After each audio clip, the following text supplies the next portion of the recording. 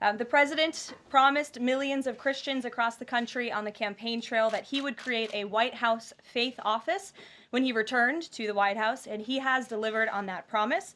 The White House Faith Office has put together an extraordinary week-long celebration currently underway for Holy Week ahead of Easter Sunday. The president signed a Holy Week proclamation, filmed a special presidential video message, and will be hosting a pre-Easter dinner tomorrow night and a White House staff Easter worship service on Thursday. The president and the First Lady are honored to continue the tradition of the White House Easter egg roll, which will take place on the South Lawn next Monday. In other news, President Trump is turning America into a manufacturing superpower again. Yesterday, there was a monumental announcement by Nvidia, one of the largest companies in the world. This is just the latest example. For the first time ever, chip-making giant Nvidia will produce AI supercomputers entirely in the United States as part of its pledge to produce $50 billion worth of AI infrastructure in our country over the next 4 years. With their manufacturing partners, they have commissioned more than 1 million square feet of manufacturing space to build and test Nvidia Blackwell chips in the great state of Arizona and AI supercomputers in the great state of Texas.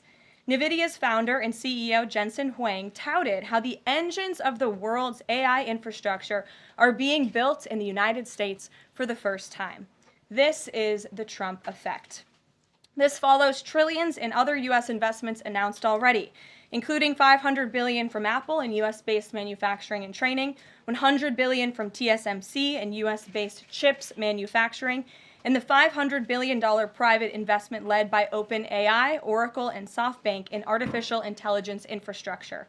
Under President Trump, we're going to produce the cars, the ships, the chips, the airplanes, minerals, and medicines that we need right here in America at the hands of American workers.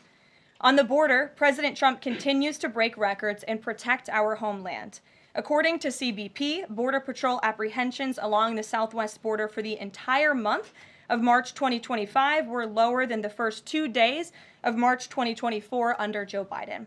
Incredible law enforcement officers are arresting violent illegal aliens from American communities every day. Here are a few examples from the latest ICE report, which I received this morning. ICE Los Angeles arrested a 54-year-old citizen of Mexico convicted of rape by threat, sodomy with a person under 14 years, and kidnapping in San Jose, California. ICE Houston has arrested a 23-year-old citizen of Mexico convicted of predatory criminal sexual assault of a child in Cook County, Illinois. ICE Houston arrested a 64-year-old citizen of Honduras convicted of murder in Los Angeles County, California. ICE Chicago arrested a 49-year-old citizen of Guatemala convicted of assault and arson in Prince Williams, Virginia, not far from here. ICE Denver arrested a 36-year-old citizen of Mexico who is registered as a sex offender and has been convicted of sexual assault of a child in Lake County, Colorado. ICE Baltimore arrested a 50-year-old citizen of China convicted of sex trafficking in Bel Air, Maryland. And ICE Boston arrested a 46-year-old citizen of Jamaica convicted of 3 counts of rape of a child and 2 counts of indecent assault and battery of a child under 14 in Boston, Massachusetts. President Trump and our administration will not rest until every single violent illegal alien is removed from our country. The safety of the American people is too important to settle for anything less. On that note, the Democrat and media outrage over the deportation of Abrego Garcia, an MS-13 El Salvadorian illegal alien criminal who is hiding in Maryland, has been nothing short of despicable. Based on the sensationalism of many of the people in this room, you would think we deported a candidate for Father of the Year. That's because, unfortunately, many in this country care more about this quote-unquote Maryland father, a legal alien MS-13 gang member, than a Maryland mother and an American citizen who was brutally murdered at the hands of a different illegal alien. Of course, I am referring to Rachel Morin.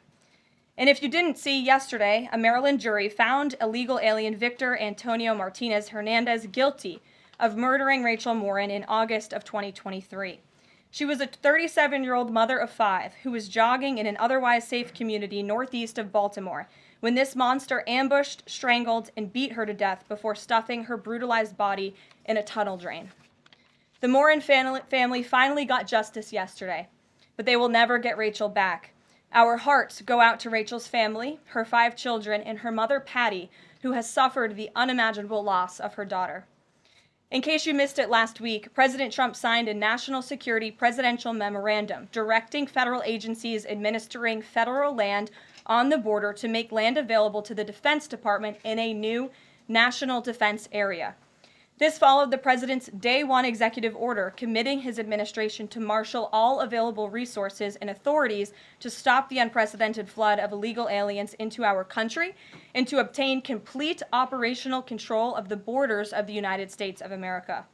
Once again, the president is fulfilling another key promise. This new national defense area spans more than 170 miles across our border in New Mexico.